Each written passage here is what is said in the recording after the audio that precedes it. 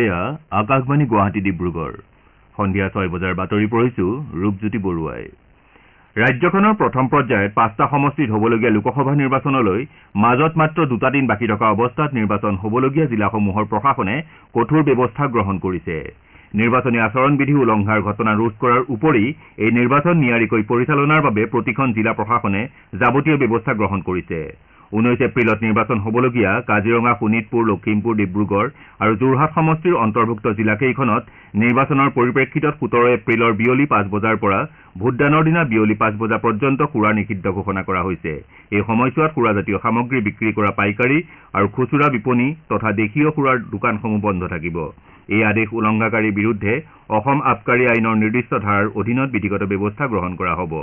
ইপিনে ভোটগ্ৰহণ সুকলমে অনুষ্ঠিত কৰাৰ লক্ষ্যৰে শোণিতপুৰ জিলাত নিৰ্বাচনী বিষয়াসকলৰ প্ৰশিক্ষণ কাৰ্যসূচী অনুষ্ঠিত হয় তেজপুৰ উচ্চতৰ মাধ্যমিক চৰকাৰী বিদ্যালয় আৰু তেজপুৰ মহাবিদ্যালয়ত আয়োজিত এই কাৰ্যসূচীত 5,000ৰো অধিক নিৰ্বাচনী বিষয়া কৰ্মচাৰীক তেওঁলোকৰ ভূমিকা আৰু দায়িত্ব সম্পৰ্কে প্ৰশিক্ষণ দিয়া হয়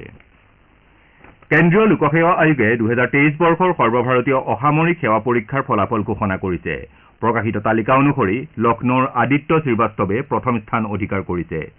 অনিমেশ প্ৰধানে দ্বিতীয় আৰু ডনৰু অন্যান্য ৰেড্ডীয়ে তৃতীয় স্থান লাভ কৰিছে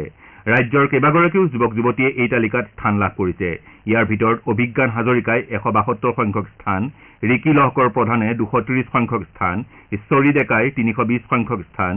ঋতুৰাজ শৰ্মাই 462 সংখ্যক স্থান ভাস্বত শইকীয়াই 552 সংখ্যক স্থান মানস উৎপলে 615 সংখ্যক স্থান কল্লুল হাজৰিকাই 992 সংখ্যক স্থান আৰু আজমল হুছেইনে 1013 সংখ্যক স্থান লাভ কৰিছে আজি অশোকাষ্টমী চ'ত মাহৰ শুক্ল অষ্টমী তিথিত অশোকাষ্টমী পালন কৰা হয় আজিৰ দিনটোত ব্ৰহ্মপুত্ৰ গংগা আৰু যমুনাৰ ত্ৰিবেণী সংগম হয় যাৰ বাবে মৃতকৰ অস্থি প্ৰদান পিণ্ডদান তথা বৰলুইতত স্নান কৰিলে মুখপ্ৰাপ্তি হয় বুলি লোক পৰম্পৰা চলি আহিছে এই উপলক্ষে ৰাজ্যৰ বিভিন্ন প্ৰান্তৰ লগতে অশ্বক্লান্ত দেৱালয়ৰ বিষ্ণুকুণ্ডত পিতৃ-মাতৃৰ পিণ্ডদান অস্থি প্ৰদান আৰু স্নানৰ বাবে আজি অগণন লোকৰ সমাগম হয় নিমাতীঘাটতো অশোকাষ্টমী উপলক্ষে অগণন ভক্তৰ সমাগম হোৱাৰ উপৰি বিভিন্ন ক্ষুদ্ৰ ব্যৱসায়ীয়ে ভিৰ কৰিছে ৰাইজৰ ভিৰৰ প্ৰতি লক্ষ্য ৰাখি নিমাতী আৰক্ষী চকীৰ বিষয়াববীয়াসকলে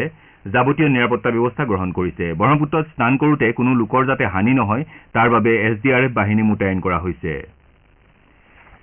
আজি সাদিনীয়া ৰঙালী বিহুৰ চতুৰ্থ দিনটো ৰাজ্যজুৰি তাঁতৰ বিহুৰূপে পালন কৰা হৈছে ৰাজ্য চৰকাৰৰ হস্ততাঁত আৰু বস্ত্ৰশিল্প বিভাগে আজি গুৱাহাটীৰ আমবাৰী বস্ত্ৰ ভৱনৰ বাকৰিত তাঁতৰ বিহু পালন কৰে এই উপলক্ষে বিভাগৰ বিষয়া কৰ্মচাৰীসকলে পৰম্পৰাগত সাজসজ্জাৰে বস্ত্ৰ ভৱনত থকা তাঁতশালসমূহ নকৈ সজাই তোলাৰ লগতে চাকি বন্তি জ্বলাই পূজা অৰ্চনা কৰে তাঁতৰ বিহু উপলক্ষে বিভাগটোত আজি বিহুসুৰীয়া গীতমাত আৰু হুঁচৰিৰ অনুষ্ঠানৰ আয়োজন কৰা হয় হস্ততাঁত বস্ত্ৰশিল্প আৰু ৰেচম বিভাগৰ সচিব দিলীপ কুমাৰ বৰাই বন্তি প্ৰজ্বলনেৰে কাৰ্যসূচী মুকলি কৰে অসম বস্ত্ৰশিল্প প্ৰতিষ্ঠানৰ জ্যেষ্ঠ শিক্ষক তথা বিশিষ্ট নিবন্ধকাৰ ৰবীন খাটনিয়াৰে তাঁত বিহুৰ তাৎপৰ্য আৰু পৰম্পৰা শীৰ্ষক বিষয়বস্তুৰ ওপৰত বিশেষ বক্তৃতা প্ৰদান কৰে বিভাগীয় সঞ্চালক পৰাগমণি মহন্তই আদৰণি ভাষণত তাঁতৰ বিহুৰ উদযাপনৰ উদ্দেশ্যৰ কথা উল্লেখ কৰে তেওঁ অসমীয়া শিপিনীয়ে হাতে বোৱা গামোচা আৰু চাদৰ মেখেলা আদি ব্যৱহাৰ কৰিবলৈ উপস্থিত ৰাইজক আহ্বান জনায় আনহাতে ধৰ্মীয় পৰম্পৰা অনুসৰি মৰাণ জনগোষ্ঠীৰ লোকসকলৰ আজিৰে পৰা বিহু আৰম্ভ হৈছে মৰাণসকলৰ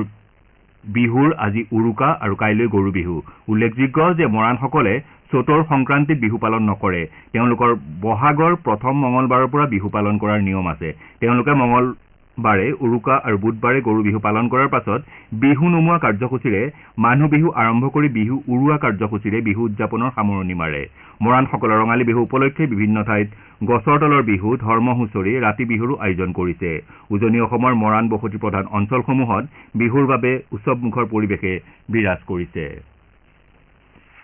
বোকাখাতৰ বিশিষ্ট ধৰ্মপ্ৰাণ ব্যক্তি কমল দাসৰ আজি দুপৰীয়া নিজা বাসগৃহত পৰলোকপ্ৰাপ্তি ঘটে মৃত্যুৰ সময়ত তেওঁ বয়স আছিল 86 বছৰ তেখেত অসম গণ পৰিষদৰ অতি পুৰণি নিষ্ঠাৱান কৰ্মীৰ লগতে একশৰণ ভাগৱতী সমাজ আৰু অনুসূচিত জাতি পৰিষদৰো এগৰাকী অগ্ৰণী কৰ্মী আছিল তেওঁৰ মৃত্যুত সমগ্ৰ বোকাখাত অঞ্চলতে শোকৰ ছাঁ পৰিছে